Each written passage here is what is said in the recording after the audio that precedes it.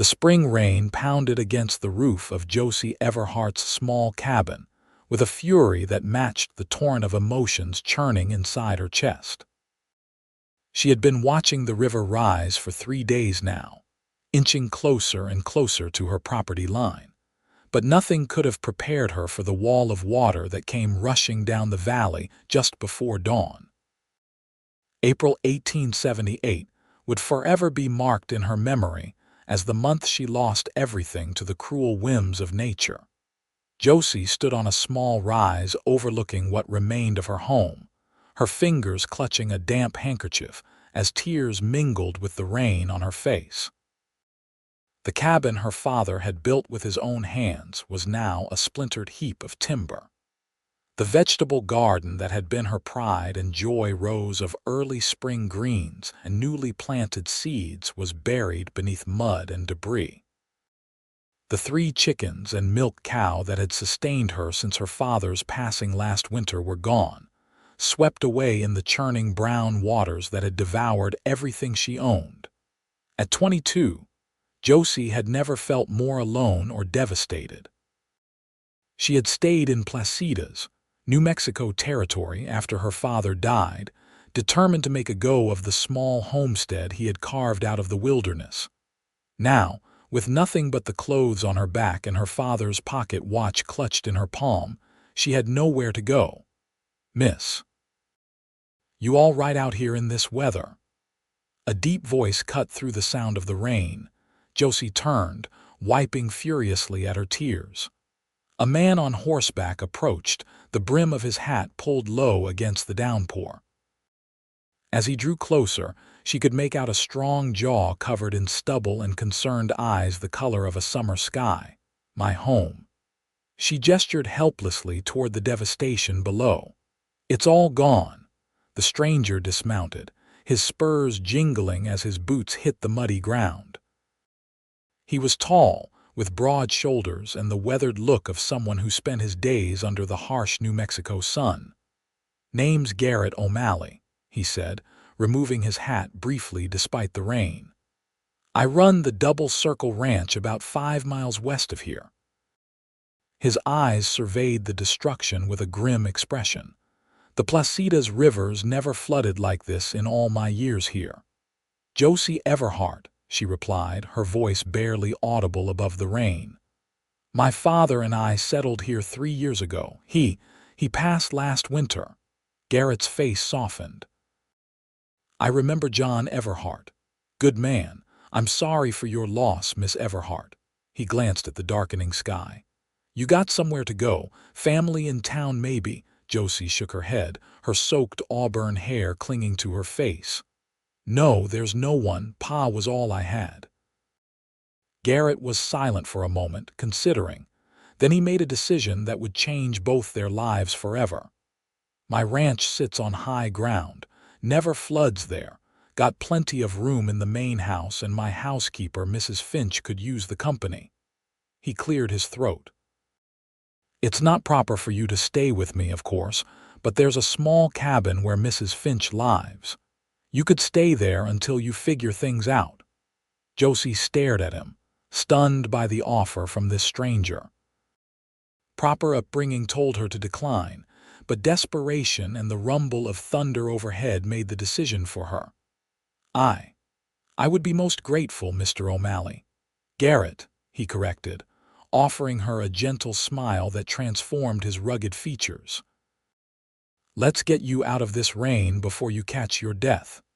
He helped her onto his horse, then mounted behind her.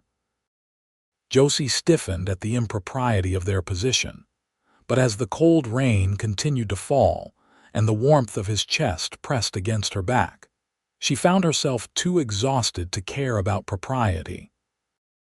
As they rode away from the ruins of her home, Josie clutched her father's watch tighter and whispered a silent goodbye to everything she had known. She had no way of knowing that this disaster, which had taken everything from her, was about to give her something she never expected to find in the harsh territory of New Mexico, a chance at a new beginning. The Double Circle Ranch sprawled across the landscape, a collection of well-maintained buildings nestled against the foothills of the Sandia Mountains. Despite the rain, Josie could see it was prosperous, far more substantial than the humble homesteads she was accustomed to. A large two-story house with a wide veranda dominated the property, flanked by a bunkhouse, barn, and various outbuildings. As they approached, a plump woman in her 50s hurried out onto the covered porch, concern evident on her kind face.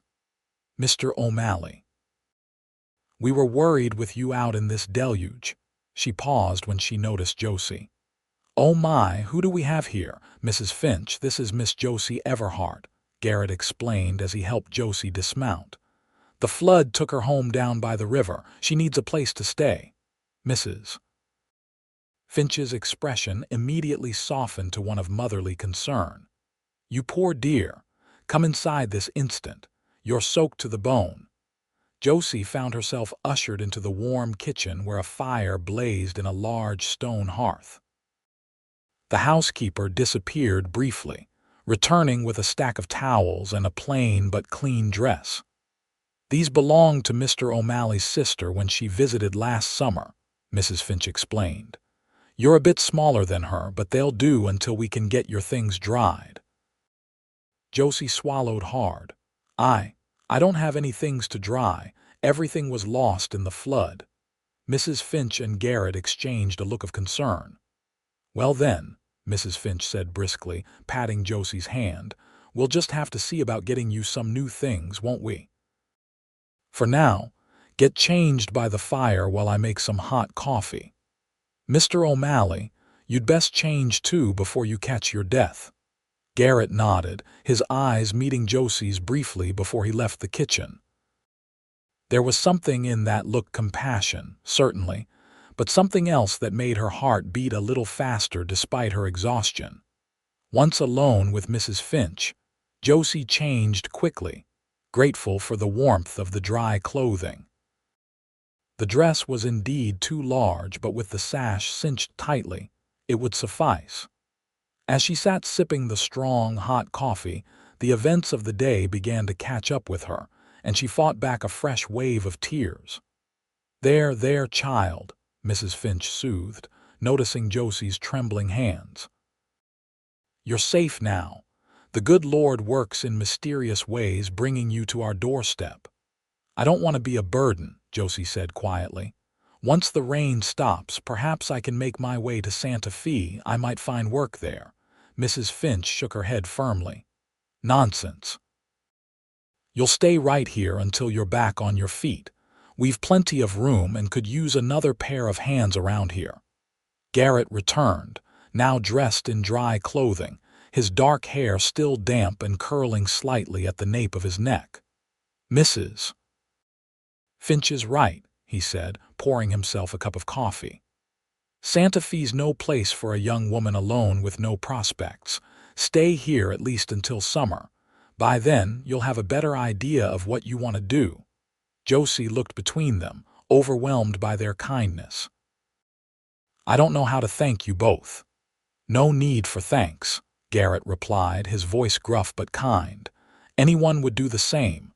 But Josie knew that wasn't true. In the 3 years she'd lived in the territory, she'd learned that kindness was as rare as rain in the desert. This man had no obligation to help her, yet here he was, offering shelter to a stranger.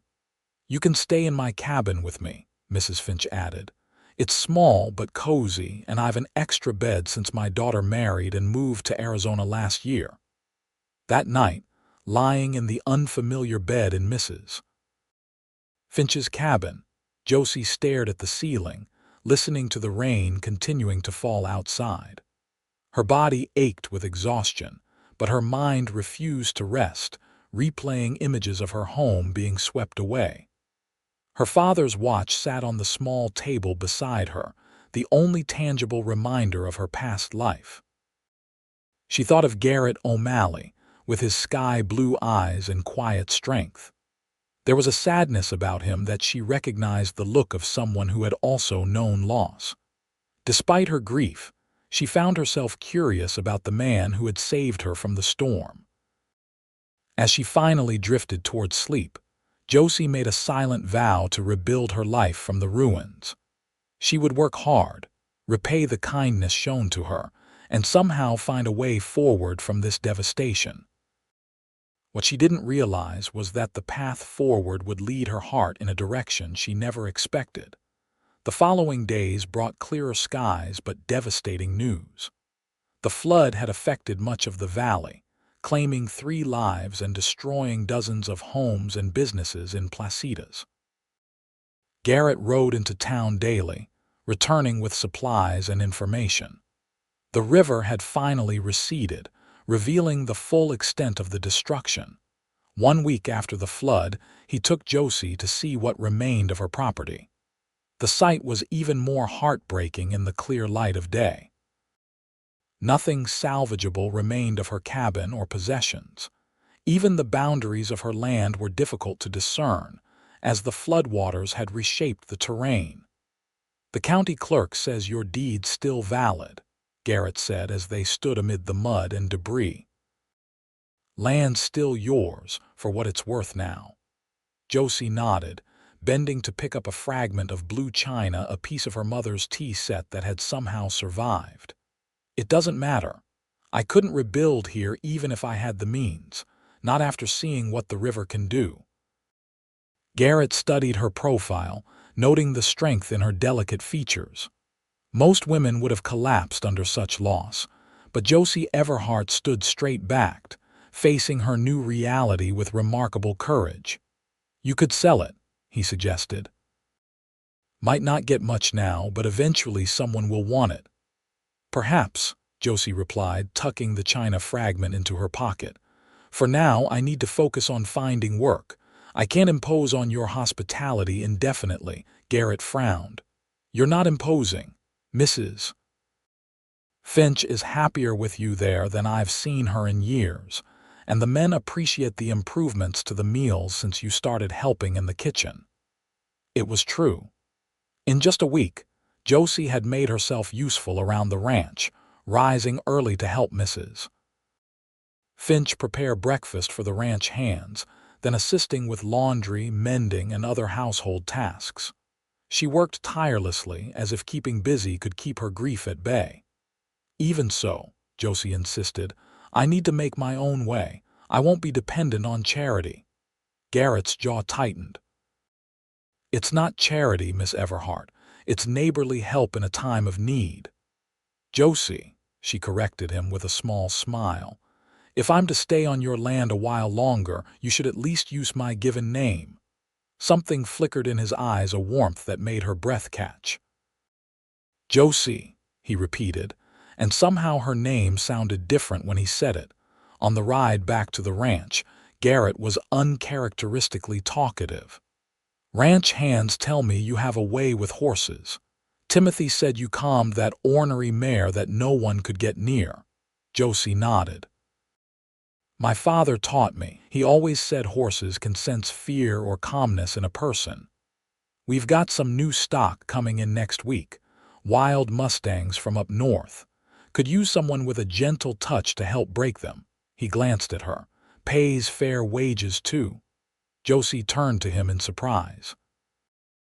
"Are you offering me a job, Mr. O'Malley?" Garrett, he reminded her. "And yes, I am. Not charity, honest work for honest pay. You'd be doing me a favor, really. My regular horse trainer left for California last month, and these mustangs won't gentle themselves." The offer was unexpected, but exactly what Josie needed: meaningful work that would allow her to begin rebuilding her life while remaining in a place that had already begun to feel safe. "I accept," she said simply. "Thank you." For the first time since they'd met, Garrett's face broke into a full smile, transforming his features from merely handsome to breathtaking. "Good. We'll start Monday." Working with the horses gave Josie a sense of purpose she had desperately needed. The herd of 12 mustangs that arrived from Wyoming were spirited, but not mean-tempered. Josie approached each one with patience and respect, spending hours simply standing in their presence before attempting to touch them. Garrett watched her work with undisguised admiration. He had grown up on horseback and considered himself skilled with animals, but Josie's method was different, gentler, more intuitive.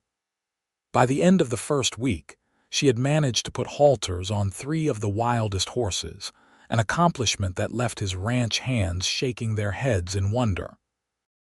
"Never seen anything like it," Timothy Winters, his foreman, commented one evening as they watched Josie lead a dappled gray mare around the corral. "That one kicked Bill halfway across the pen yesterday, and now she's following Miss Everhart like a puppy." Garrett nodded, unable to take his eyes off Josie. The setting sun cast a golden glow over her auburn hair, which she had pulled back in a practical braid. Working outdoors had brought color to her cheeks and a light to her eyes that had been missing when he first found her in the rain. "She's special," he said simply, not realizing he had spoken aloud until Timothy shot him a knowing look. "Careful, boss," the older man said quietly. "People are already talking. Single man, single woman living on the same property." Garrett frowned. "She's with Mrs. Finch, and she's an employee now. There's nothing improper happening." "Might not be happening," Timothy replied with a shrug, "but that don't stop tongues from wagging, especially since everyone can see the way you look at her." The comment struck uncomfortably close to the truth. Garrett had found himself increasingly drawn to Josie, looking for excuses to be near the corral when she was working, bringing her lunch himself rather than sending one of the hands. He admired not just her beauty, which was considerable, but her resilience, her gentle strength, and the way she had refused to be broken by circumstances that would have crushed many. But Timothy was right, he had to be careful. Josie's reputation was at stake, and the last thing he wanted was for malicious gossip to force her to leave the double circle before she was ready. That evening at dinner, he broached the subject as delicately as he could. "Mrs. Finch tells me you've been invited to the Hendersons' Sunday social," he said as they sat around the kitchen table. Josie nodded, a slight blush coloring her cheeks. "Mrs. Henderson stopped by yesterday. She insisted I come, said it would do me good to meet more people in the community." "The Hendersons are good folks," Mrs. Finch added, passing a plate of biscuits. "Martha Henderson teaches at the schoolhouse in Placitas. Fine Christian woman." "I think you should go," Garrett said casually, though the words cost him effort. "Make connections in town. It's important for people to know you're your own woman, independent." Josie looked at him with a slight furrow between her brows. "What do you mean?" Garrett cleared his throat, uncomfortable under her direct gaze. "Just that. Well, there might be talk about you staying here. I wouldn't want that to make things difficult for you." Understanding dawned in her eyes, followed by a flash of hurt that made him regret bringing up the subject at all. "I see.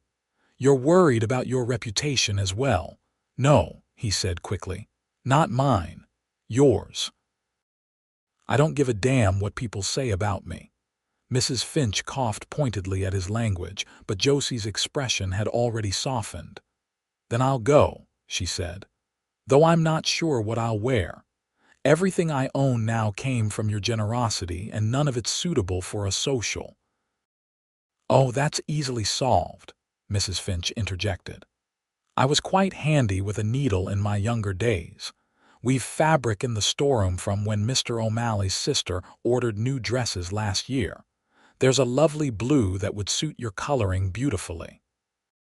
Garrett nodded gratefully to his housekeeper, relieved to have the conversation steered to safer waters. Still, as he watched Josie and Mrs. Finch discuss dress patterns, he couldn't help but wonder if he was making a mistake encouraging her to socialize in town. What if she caught the eye of one of the eligible bachelors there? The thought caused an unexpected twist of jealousy in his gut. He reminded himself sternly that Josie wasn't his to claim. She had come to the double circle through tragedy, and his role was to help her regain her independence. not complicate her life with unwanted feelings. But as she laughed at something Mrs. Finch said, her green eyes crinkling at the corners, Garrett knew it might already be too late for his heart.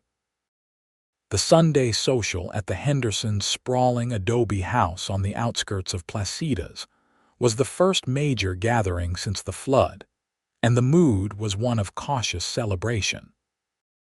The community had weathered the disaster with typical frontier resilience, and while rebuilding would take months, people were grateful to be alive and together. Josie arrived wearing the blue dress Mrs. Finch had created for her, her hair arranged in an elegant updo that made her look older than her 22 years. She was introduced around by Martha Henderson, whose warm manner put her at ease despite feeling like an outsider. "And this is Dr. Lucas Price," Martha said, bringing Josie to a tall, distinguished man in his early 30s. "He's new to Placitas, only arrived from Boston last year, but we don't know what we'd do without him now. He worked day and night helping folks after the flood." Dr. Price bowed slightly over Josie's hand. "A pleasure to meet you, Miss Everhart. I'm sorry to hear about your loss. The river was merciless to those in its path." "Thank you, Doctor," Josie replied. "I was fortunate to find shelter at the Double Circle Ranch. Mr. O'Malley and Mrs. Finch have been exceedingly kind." "Ah, O'Malley's place," the doctor nodded. "Fine piece of land. I treated him last winter for a broken arm fell from a horse, I believe. Stubborn man, insisted it was just a sprain until his foreman practically dragged him to my office." Josie smiled at this insight into Garrett's character. It fit with what she had observed of the rancher's stoic nature. "Speaking of Mr. O'Malley," Martha Henderson interjected, "I'm surprised he's not here today. He usually makes an appearance at our gatherings, brief though it might be." "He had business in Santa Fe," Josie explained, ignoring the twinge of disappointment she had felt when Garrett announced he wouldn't be attending the social. "Something about cattle prices and a new contract." Dr. Price's eyes remained on Josie with interest that went beyond polite conversation. "Perhaps you'll allow me to fetch you some punch, Miss Everhart." Before Josie could respond, a commotion at the entrance caught everyone's attention. Garrett O'Malley stood in the doorway, looking distinctly uncomfortable in a clean black suit and freshly polished boots. His eyes scanned the room, settling on Josie with an intensity that made her heart skip. "Well, I'll be," Martha murmured. "Looks like Mr. O'Malley's business in Santa Fe concluded early." Garrett made his way through the crowded room, nodding briefly to acquaintances but clearly focused on reaching Josie's side. When he arrived, he gave a stiff nod to Dr. Price before turning to her. "Miss Everhart, you look." He hesitated, seeming to search for an appropriate word. "Well, Doctor." Price raised an eyebrow. "I believe the word you're looking for might be radiant, O'Malley, or perhaps stunning." A muscle ticked in Garrett's jaw as he glanced at the doctor. "I thought you were calling on the Wilsons' boy today. Heard he took a bad fall." "Already seen to him this morning," Price replied smoothly. "Just a sprained ankle. I was about to offer Miss Everhart some refreshment." "No need," Garrett said a bit too quickly. "I was heading that way myself. Josie." He offered his arm, and after a moment's hesitation, Josie placed her hand on it. As they walked away, she could feel Dr. Price's eyes on them, along with those of many other guests. Apparently, Garrett O'Malley escorting a woman at a social event was noteworthy enough to draw attention. "I thought you were in Santa Fe until tomorrow," she said quietly as they reached the punch bowl. Garrett's expression was unreadable as he served her a glass of the sweet red liquid. "Finished early. And you came straight here, rather than back to the ranch." He met her eyes then, and the intensity she saw there made her breath catch. "I remembered you would be here, thought you might. Want company you knew." The simple admission warmed her more than it should have. "That was thoughtful of you." For the remainder of the afternoon, Garrett stayed close to Josie's side.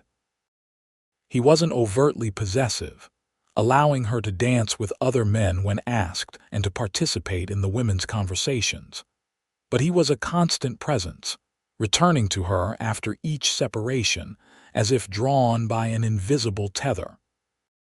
As the sun began to set and guests started departing, Martha Henderson approached them with a knowing smile.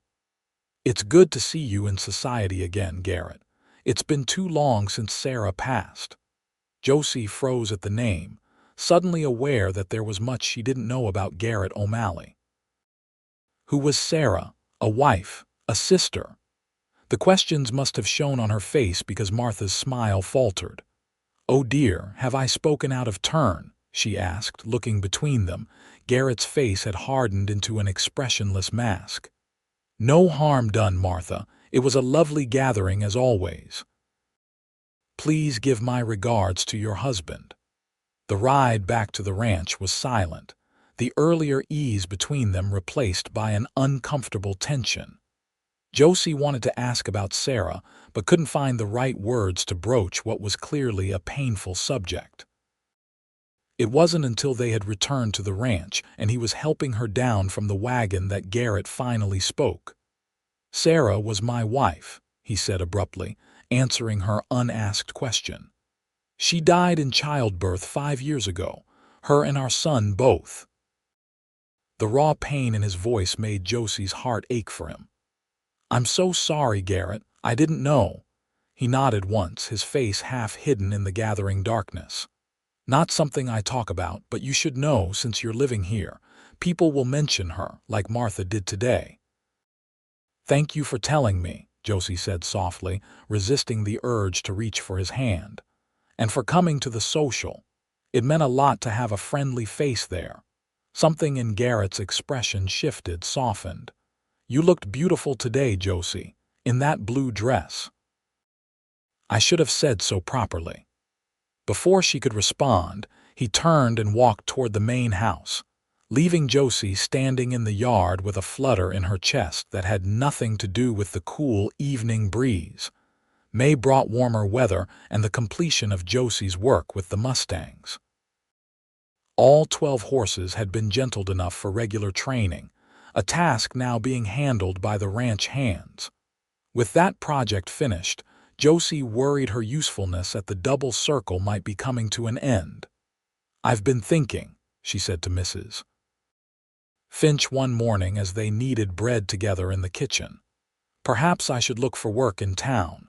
The dressmaker mentioned needing help and I'm quite skilled with a needle." Mrs. Finch looked up sharply. "Why would you want to leave? Aren't you happy here?" "Of course I am," Josie assured her. "But the horse training is done, and I can't expect Mr. O'Malley to keep paying me when there's no work to justify it." The older woman sighed, dusting flour from her hands.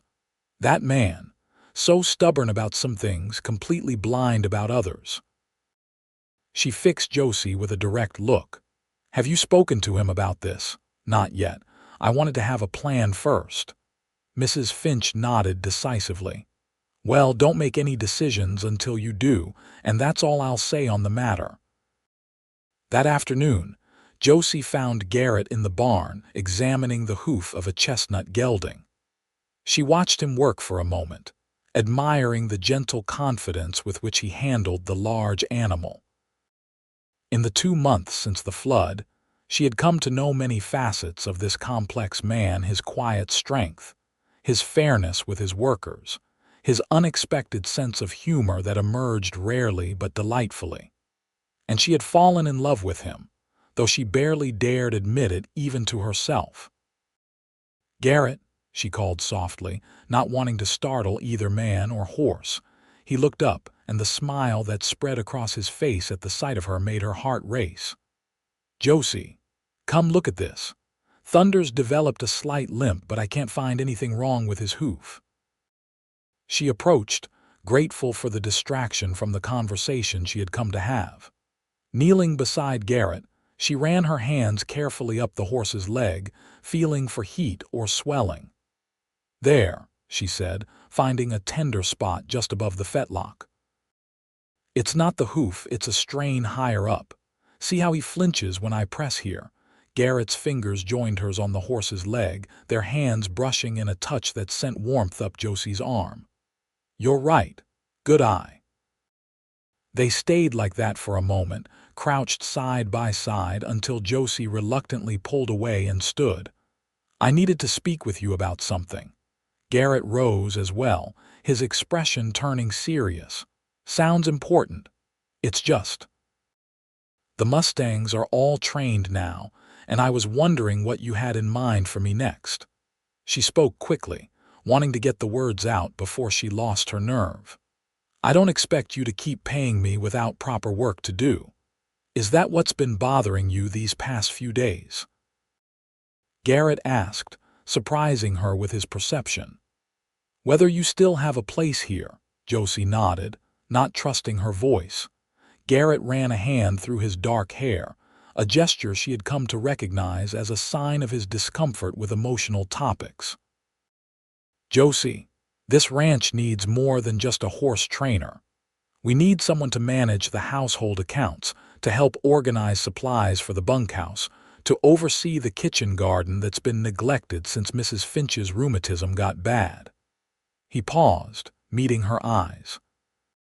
"And if I'm being honest, I need you here." The last part was spoken so quietly she almost didn't hear it. "You need me. The ranch has run more smoothly since you arrived than it has in years," he said, his voice gruff. "And everyone the hands Mrs. Finch me we all." He stopped, seeming to struggle for words. "Yes," Josie prompted, her heart in her throat.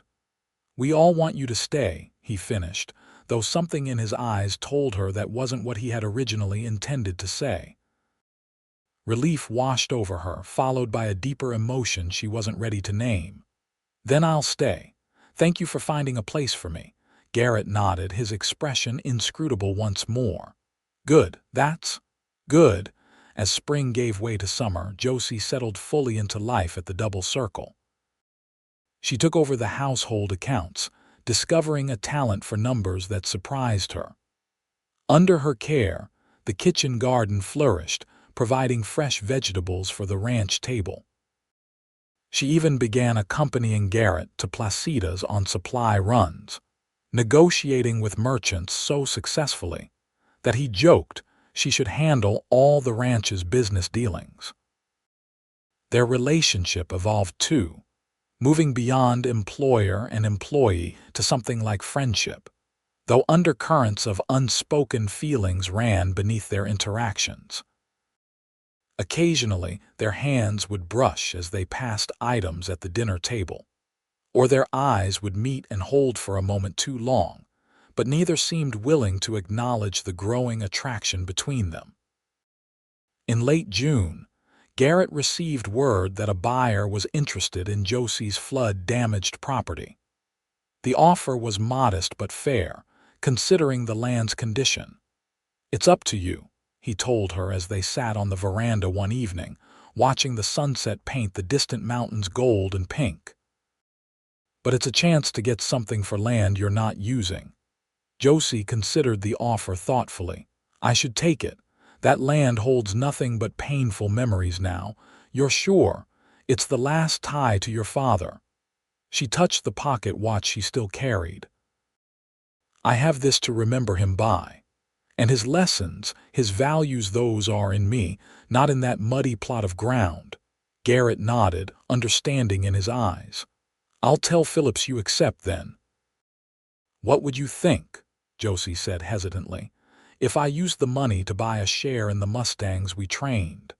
Timothy mentioned you planned to sell them at the autumn horse fair in Santa Fe."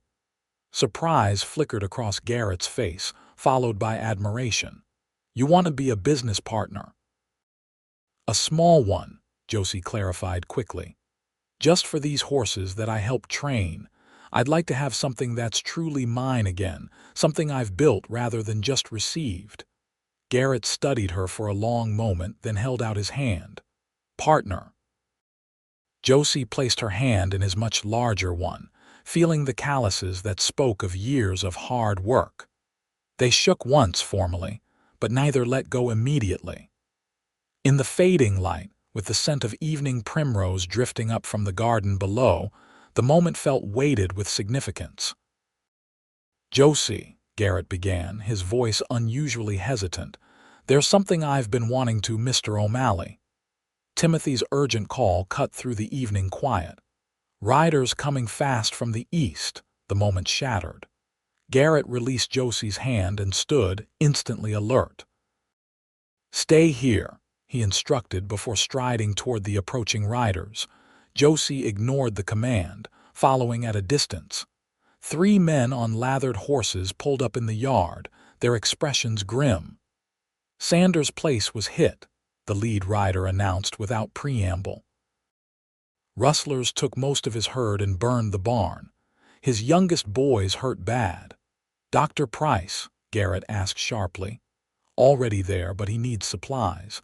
Sanders sent us to warn the other ranches they might still be in the area." Garrett's jaw tightened. "How many?" "6, maybe 7 men. Well armed." "Get inside, all of you. Get some food and water," Garrett ordered, turning to Timothy. "Gather the men. Double the night watch on the herd and make sure everyone's armed." As the ranch erupted into activity, Josie approached Garrett. "What can I do to help?" He turned to her, concern evident in his eyes. "Stay in the house with Mrs. Finch. Keep the doors locked and the shotgun handy." "I can shoot," Josie reminded him. Her father had taught her to handle firearms early, considering it an essential skill for frontier life. "I know you can," Garrett replied, his voice softening despite the tension of the moment. "But I need to know you're safe, Josie, if anything happened to you." The unfinished sentence hung between them, heavy with implication. For the first time, Garrett reached out deliberately, brushing a strand of hair from her face with a gentleness that belied the strength in his hands. The touch was fleeting but sent warmth coursing through her. "I'll stay with Mrs. Finch," Josie promised.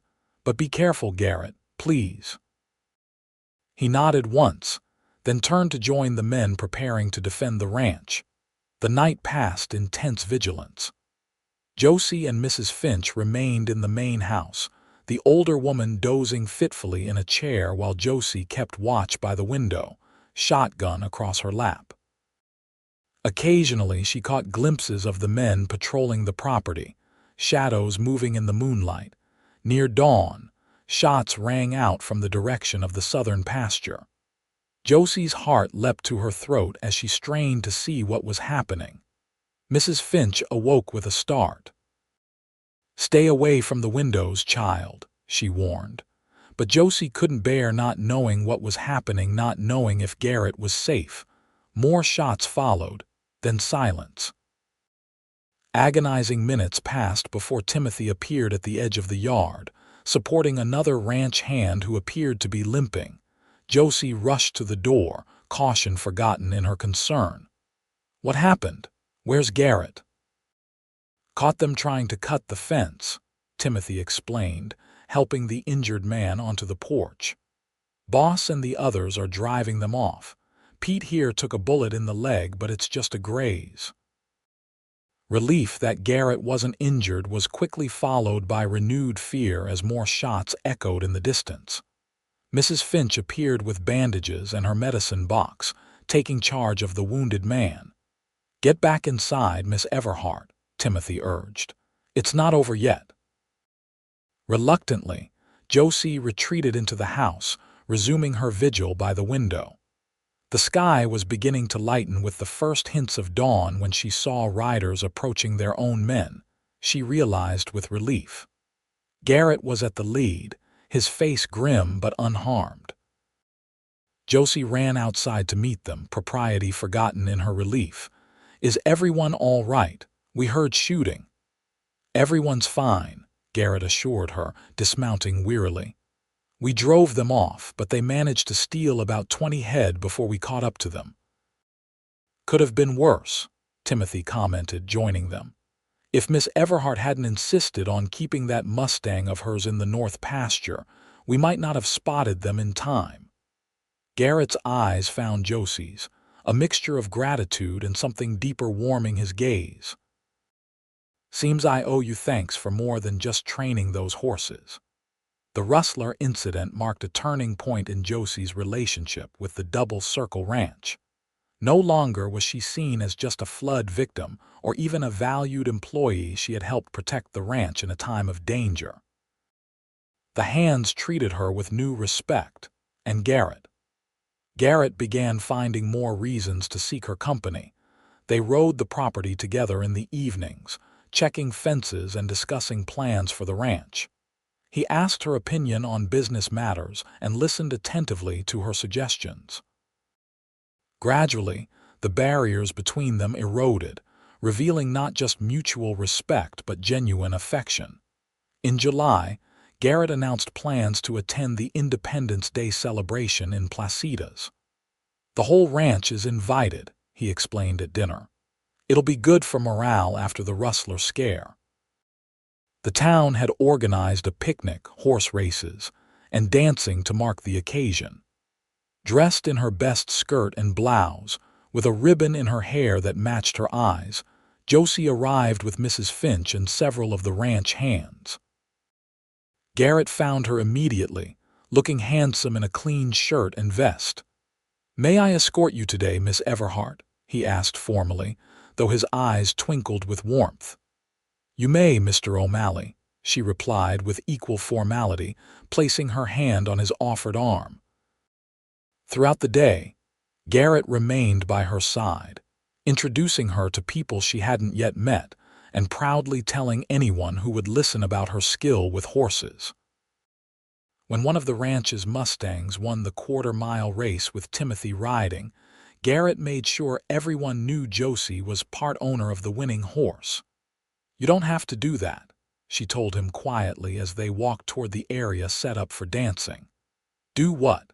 Talk me up to everyone." "I'm not looking for recognition." Garrett stopped, turning to face her fully. "I'm not doing it for your sake, Josie. I'm doing it because I'm proud of what you've accomplished. You lost everything in that flood, but instead of giving up, you've rebuilt your life. You've become an important part of the Double Circle." He hesitated, then added softly, "An important part of my life." The admission, small as it was, sent Josie's pulse racing. Before she could respond, the band struck up a lively tune and Garrett's expression lightened. "Would you do me the honor of this dance, Miss Everhart?" Josie had danced at socials before, but never with Garrett. As he led her onto the makeshift dance floor, she was intensely aware of his hand at her waist, the other clasping hers. He moved with surprising grace for such a tall man, guiding her through the steps with confidence. "I didn't know you could dance," she said as they turned. A smile tugged at the corner of his mouth. "There's a lot you don't know about me yet, Josie Everhart." The "yet" hung between them, full of promise. As they danced, Josie felt as though the rest of the celebration faded away, leaving just the two of them moving together in perfect harmony. When the music shifted to a slower waltz, Garrett drew her slightly closer, still maintaining proper distance but close enough that she could feel the warmth radiating from him. "People are watching," Josie murmured, noticing the interested glances from townspeople. "Let them," Garrett replied, his voice low. "I'm not ashamed to be seen dancing with the most remarkable woman in the territory." The compliment brought heat to Josie's cheeks. "You shouldn't say such things if you don't mean them." Garrett's steps faltered slightly and he looked down at her with surprise. "Do you think I'm the type of man who says things he doesn't mean?" "No," Josie admitted. "But I'm just—" "Don't," he interrupted gently. "Don't diminish yourself, not with me." As the dance ended, he kept hold of her hand longer than necessary, his thumb brushing across her knuckles in a gesture too deliberate to be accidental. "Would you walk with me? Away from the crowd for a moment?" Heart pounding, Josie nodded. Garrett led her away from the celebration to a quiet spot beneath a cottonwood tree. The sounds of the picnic continued in the background, but they were afforded a small measure of privacy. "I've been wanting to speak with you," Garrett began, his usual confidence seeming to desert him. "About the future, your future." Josie's stomach tightened with sudden anxiety. Was he about to suggest she move on from the double circle? Had she misread the signs between them? "What about my future?" she asked carefully. Garrett took a deep breath. "I know you came to the ranch because of tragedy, that you had no choice in the matter, and I've tried to give you space to heal, to find your footing again." "You've done that and more," Josie assured him. "I don't know what would have become of me without your help."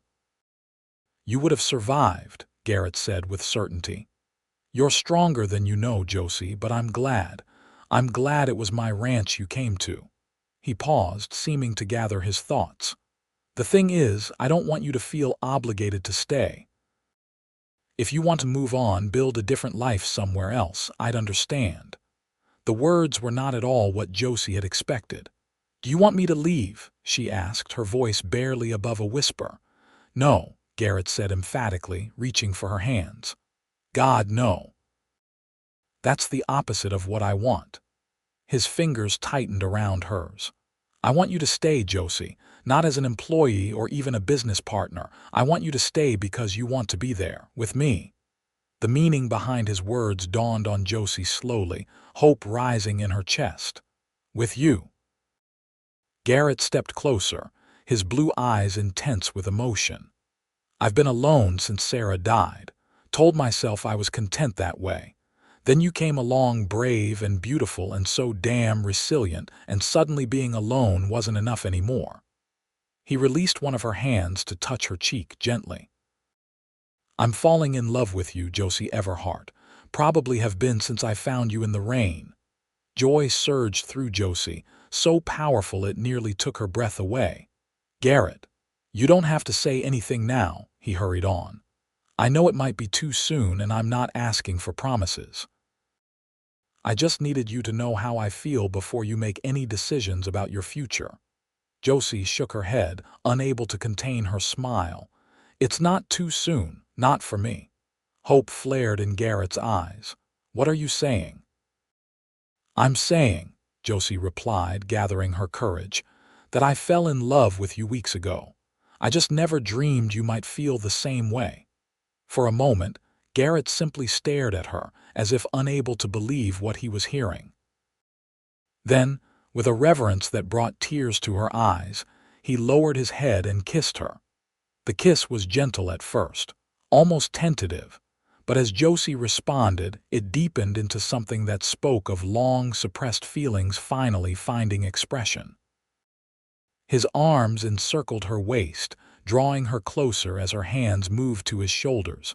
When they finally parted, Garrett rested his forehead against hers, his breathing uneven. "I've wanted to do that for so long." Josie smiled, her heart so full she thought it might burst. "You can do it again if you like." A laugh rumbled from his chest, warm and genuine. "I plan to, Miss Everhart, for as long as you'll let me." They returned to the celebration hand in hand, their changed relationship evident to anyone with eyes to see. Mrs. Finch beamed at them knowingly, while Timothy raised his cup in a silent toast when Garrett caught his eye.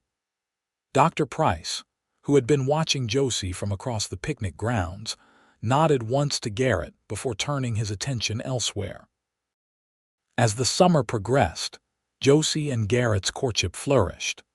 They were rarely apart during daylight hours, riding the ranch together, discussing improvements and expansions, or simply enjoying each other's company.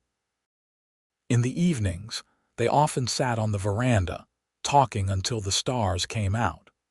Their kisses grew more passionate, though Garrett always maintained the respect due to Josie's reputation. In August, he proposed formally, presenting her with a simple but elegant ring that had belonged to his mother. "I don't want to wait," he told her as they stood in the garden he had helped her plant beside Mrs. Finch's cabin. "Life is too short and too unpredictable. I lost everything once, And then you came along and gave me a second chance at happiness. I don't want to waste a day of it." Josie, who understood all too well the fragility of life, agreed wholeheartedly. They were married in mid-September in the small church in Placitas, with Mrs. Finch weeping happily in the front pew and the entire ranch staff in attendance. Dr. Price surprised them by gifting them a fine clock for their mantel, a gesture of gracious concession that Garrett acknowledged with newfound respect for the physician. The Double Circle Ranch thrived under their joint leadership. Garrett's practical knowledge of cattle ranching combined with Josie's intuition about horses and keen business sense created a prosperous enterprise that grew steadily over the years. They added to the Mustang breeding program, developing a line of horses known throughout the territory for their intelligence and stamina. A year after their wedding, Josie gave birth to their first child, a son they named John, after her father. He was followed 2 years later by a daughter, Emma, who inherited her mother's auburn hair and her father's sky-blue eyes. On the 5th anniversary of the flood that had brought them together, Garrett took Josie to a ridge overlooking the ranch. The property had expanded considerably since she first arrived, now encompassing some of the most productive land in the county. "You ever regret it?" he asked as they watched the sunset, his arm around her shoulders. "Losing your home, ending up here?" Josie considered the question seriously. "I regret losing my father's handiwork, the physical reminders of him. But no, I don't regret where life has brought me."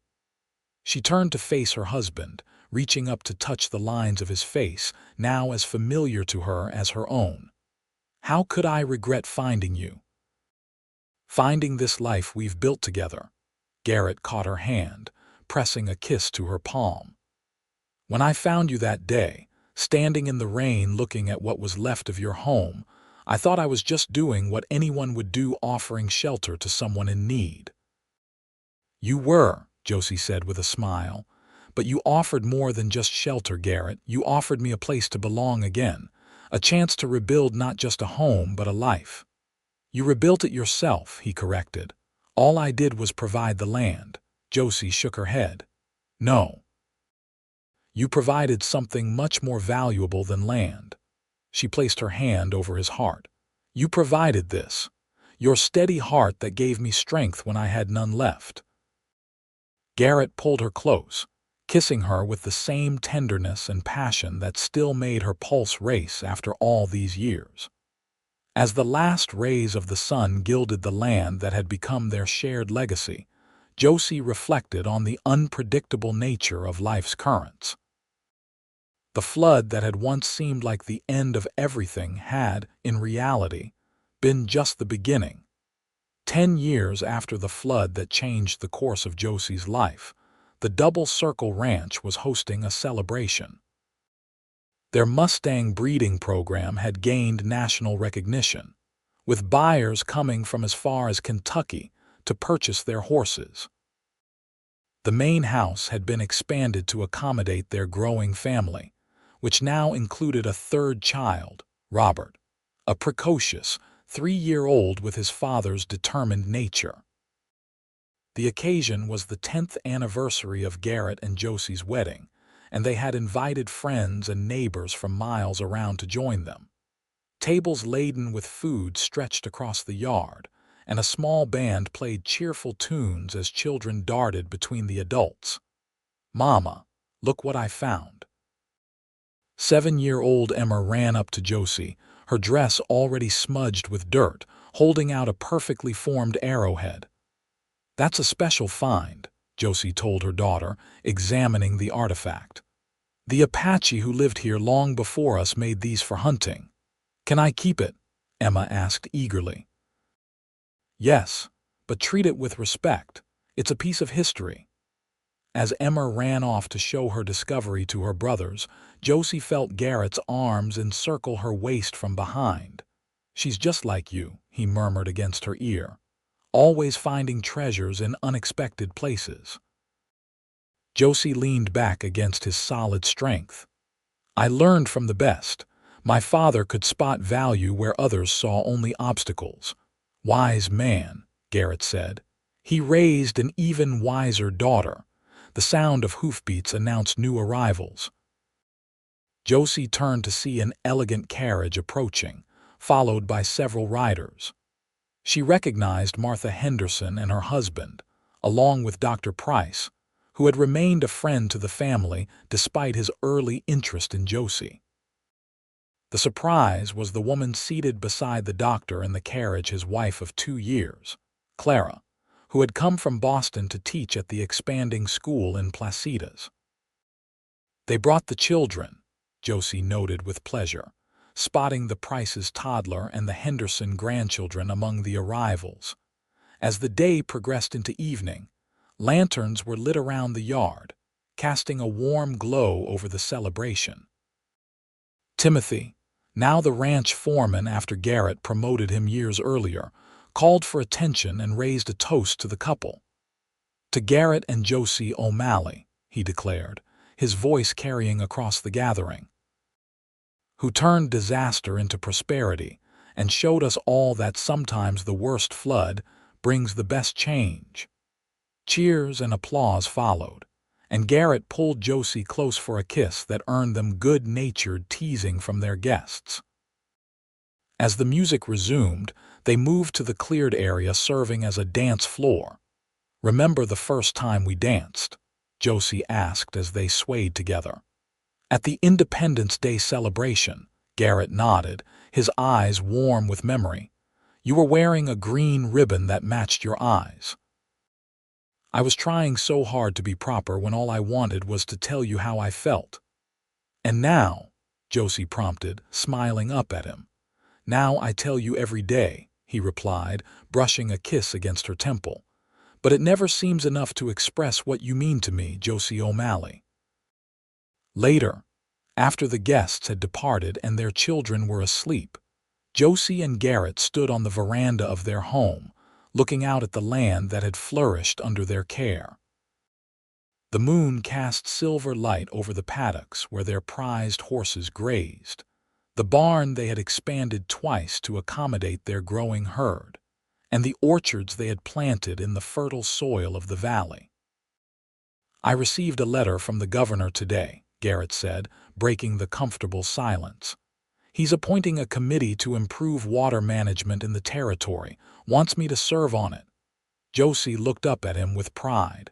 "You should accept. No one understands better than you do how important proper water control is for the future of New Mexico." "I was thinking you should join me," Garrett said, surprising her. "Your experience with the flood, combined with what we've learned about irrigation here at the Double Circle, your perspective would be valuable." "A woman on a territorial committee," Josie raised an eyebrow. "That would raise some eyebrows in Santa Fe." Garrett's mouth quirked in the half-smile she loved. "Times are changing, my love, and you've never been one to back down from a challenge." It was true. The young woman who had lost everything in the flood had grown into someone who faced obstacles with confidence, who had helped transform a cattle ranch into one of the most diverse and successful operations in the territory.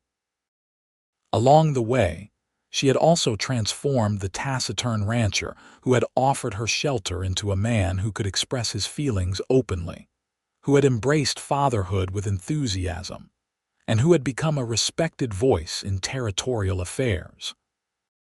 "We'll do it together," Josie decided, leaning into his embrace.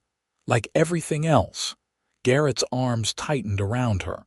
"There's no one I'd rather have by my side." As they stood together under the vast New Mexico sky, Josie reflected on the unpredictable journey that had brought her to this moment. The flood that had once seemed like the worst tragedy imaginable had, in fact, carried her to her greatest happiness. She had lost everything that day. Yes, but what she had found in its place was beyond anything she could have imagined. A home not just of timber and adobe, but of love and shared dreams. A family created not just by blood, but by choice and commitment. And a love that, like the land they tended, had only grown stronger and more beautiful with each passing season. "What are you thinking about?" Garrett asked, noting her contemplative expression. Josie smiled, turning in his arms to face the man who had become her world. "I'm thinking that sometimes losing everything is just the beginning of finding everything that matters." Garrett nodded, understanding in his eyes. "And what matters to you, Josie O'Malley?" "This land," she said simply. "Our children. And you, Garrett, always you." He lowered his head to kiss her then. A kiss that still held all the passion of their first embrace, yet was deepened by years of shared joys and sorrows, triumphs and challenges. When they finally parted, Josie rested her head against his chest, listening to the steady beating of his heart, the heart that had given her shelter when she needed it most, and had never once faltered in its love for her. Together they watched as the moon climbed higher in the sky, casting its silver light over the land they had nurtured and the life they had built from the ruins of disaster. The Double Circle Ranch stood as a testament to their perseverance, their vision, and most of all, their love, a love born in the aftermath of devastation, but which had bloomed into something as enduring as the land itself. And Josie knew, with the certainty that comes from weathering life's greatest storms, that whatever challenges the future might bring, they would face them together on this land that had once been strange to her, but was now home, with this man whose steady heart had become the foundation of her world.